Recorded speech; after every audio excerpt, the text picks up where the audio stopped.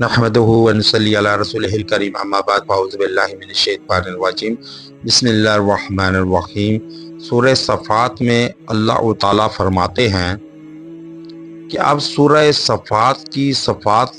اور ان کی افادیت اور ان کے ثمرات کیسے ہیں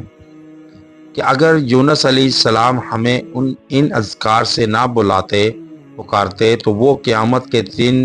مچھلی کے پیٹ سے نکالے جاتے، یعنی ہم مچھلی کے پیٹ کو حضرت یونس علیہ السلام کے لیے قبرستان بنا دیتے۔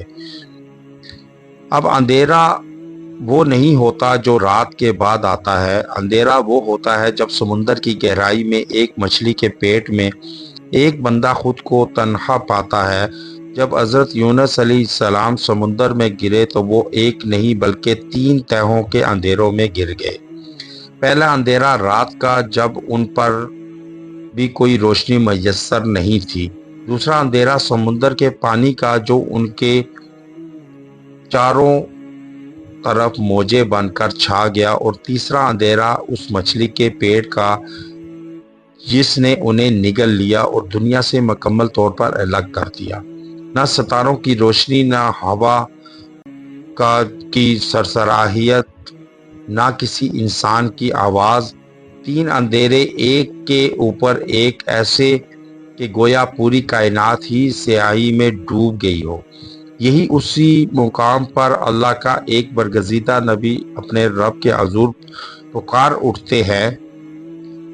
کہ قرآن ہمیں بتاتا ہے کہ اگر وہ اللہ کی تسبیح کرنے والوں میں سے نہ ہوتے تو اسی مچھلی کے پیٹ کو ان کی قبر بنا دیا جاتا اور وہ وہیں قیامت تک کے لیے مدفون رہ جاتے۔ ذرا سوچئے، ایک نبی جو اللہ کے محبوب ہے، جن امت کے لیے بھیجے گئے، وہ بھی اس مقام پر پہنچ سکتے ہیں جہاں سمندر کی تہہ ان کا مقبرہ بن جائے، لیکن یہ کتنا سخت لمحہ ہے، اور اسی سخت لمحے میں چند الفاظ کی نجات کا ذریعہ بن جاتے ہیں۔ اب وہ الفاظ کیا تھے؟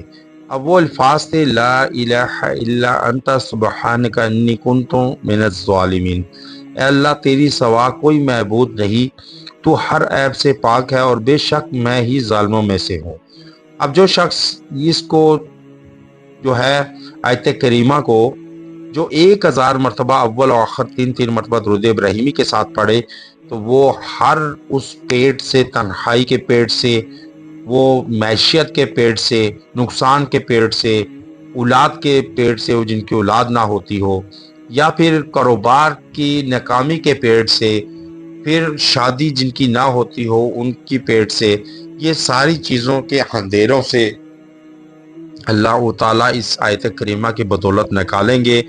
اور کوئی لمبی دعا نہیں ہے یہ۔ اب یہ دیکھیں کہ یہ چھوٹی سی مختصر ہے کہ انسان، یہ کوئی لمبی دعا نہیں، نہ اس میں فصاحت کے دعوے ہیں، نہ الفاظ کی بناوٹ۔ یہ ایک بندے کا اپنے رب کے سامنے مکمل سر تسلیم خم کر دینا ہے، یہ کہنا ہے کہ یا اللہ تو پاک ہے، تیری ذات میں کوئی نقص نہیں، اور خطا کرنے والا صرف میں ہوں، میں ہی نے غلطی کی، میں ہی گناہ گار ہوں، اور تو ان تمام کوتاہیوں سے بے نیاز اور منزہ ہے۔ اب اور جامع ترمذی کی ایک روایت میں نبی کریم صلی اللہ علیہ وسلم کے یہ مفہوم بیان ہوا ہے کہ جو مسلمان بھی کسی مصیبت میں یہ دعائے یونس علیہ السلام پڑھے گا، اللہ تعالیٰ اس کی دعا ضرور قبول فرمائیں گے۔ اب ذرا اپنے آپ سے پوچھے، آپ جس مشکل میں ہیں، جس گناہ کے بوجھ تلے دبے ہیں، جس اندھیرے میں گرے ہوئے ہیں، کیا وہ ان 3 اندھیروں سے زیادہ گہرا ہے جن میں سمندر کی تہہ میں مچھلی کے پیٹ کے اندر ایک نبی گر گیا تھا انہیں؟ اور جو اللہ اپنے نبی کو 3 اندھیروں سے نکال سکتا ہے، وہی اللہ آپ کو بھی نکال سکتا ہے، چاہے آپ گناہ کتنا ہی بڑا کیوں نہ ہو۔ لیکن انسان کے جو ہے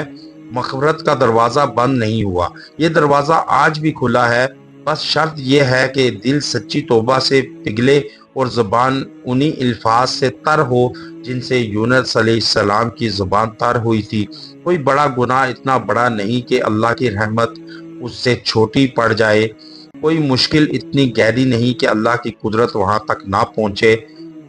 اس دعا کو یاد کیجئے، اسے اپنی زبان پر جاری کیجئے، خاص طور پر جب دل بوجھل ہو، جب راستہ نظر نہ آئے، جب لگے کہ آپ کو اب کوئی سننے والا نہیں اور کوئی داد رسی والا بھی نہیں۔ اور اسے صرف اپنی ذات تک محدود نہ رکھیے، اسے ان تک بھی پہنچائیے جو شاید اسی اندھیرے میں بیٹھے ہیں، گرے ہوئے ہیں، جس میں کبھی یونس علیہ السلام بیٹھے تھے۔ یہ چند الفاظ کسی کی زندگی بدل سکتے ہیں۔ اسے صدقہ جاریہ سمجھ کر آگے بڑھائیے، شاید یہی عمل بن جائے جو آپ کے لیے قیامت کے دن باعث نجات ٹھہرے۔ وآخر دعوانا ان الحمد للہ رب العالمین۔